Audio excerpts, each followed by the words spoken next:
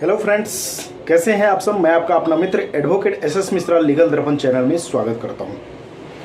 Friends, आज मैं बात करने वाला हूं कि किसी भी क्रिमिनल केस में चार्ज फ्रेम कैसे होता है, चार्ज फ्रेम करने का इंटेंशन क्या होता है, उद्देश्य क्या होता है, चार्ज फ्रेम के समय किन किन चीज़ों को ध्यान में रखना चाहिए, किन किन बातों को ध्यान में रखना चाहिए, चार्ज फ्रेम करते समय कौन कौन सी सावधानियाँ बरतनी चाहिए, इन सभी के बारे में एक एक करके बताने वाला हूँ।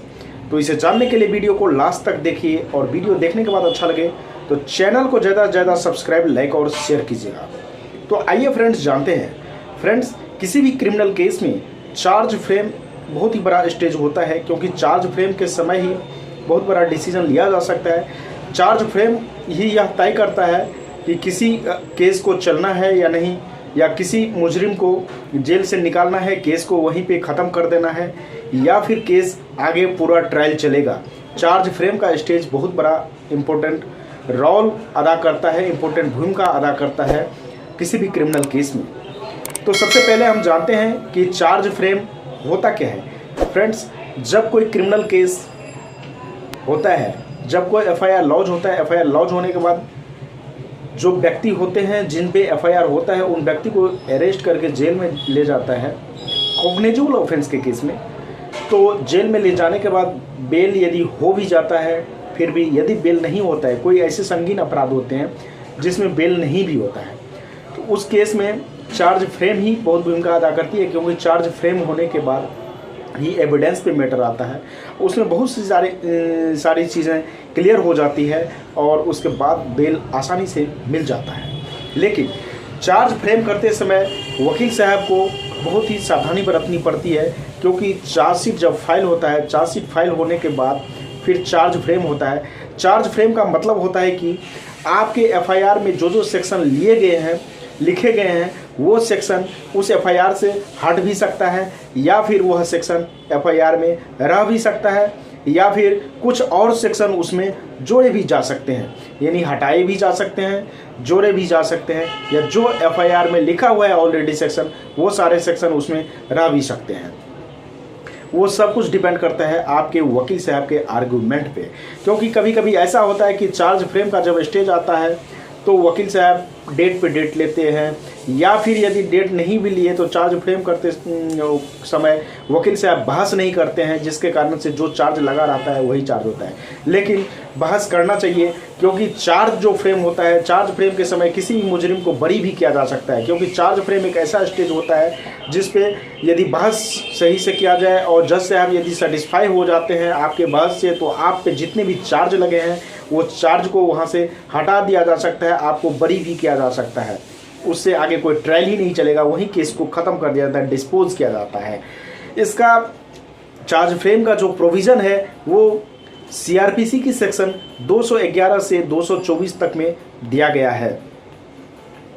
अब चार्ज फ्रेम जब भी होता है तो चार्ज फ्रेम करते समय जज साहब ये देखते हैं कि सामने के जो एक्यूज के वकील साहब हैं वो इस पे बहस करते हैं या नहीं करते हैं।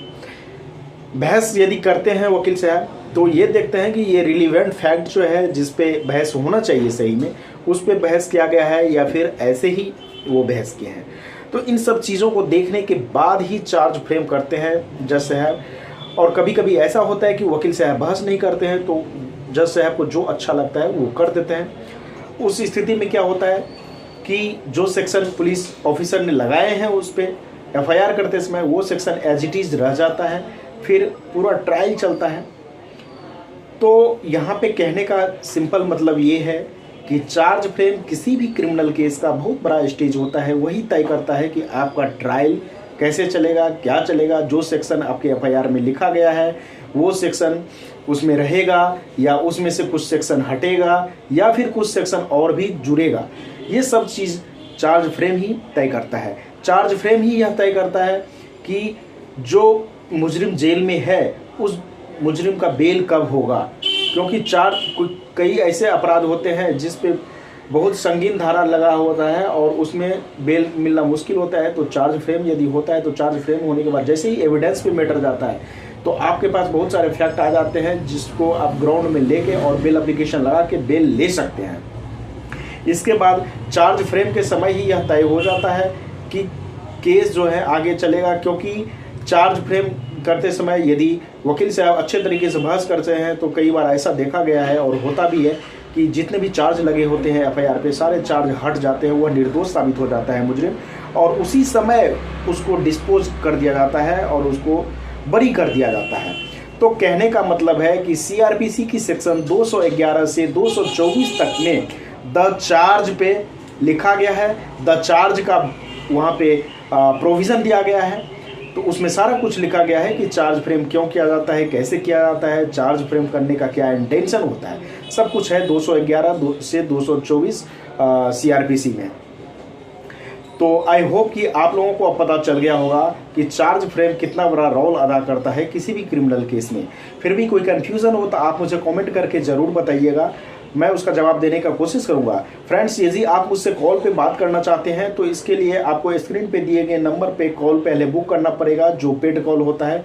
फिर आपसे हम कॉन्टैक्ट करेंगे और आपको फ़ोन पे कंसल्टेंसी देंगे। तो फ्रेंड्स, आज तक के लिए इतना ही, फिर मिलेंगे नेक्स्ट वीडियो में। तब तक के लिए धन्यवाद।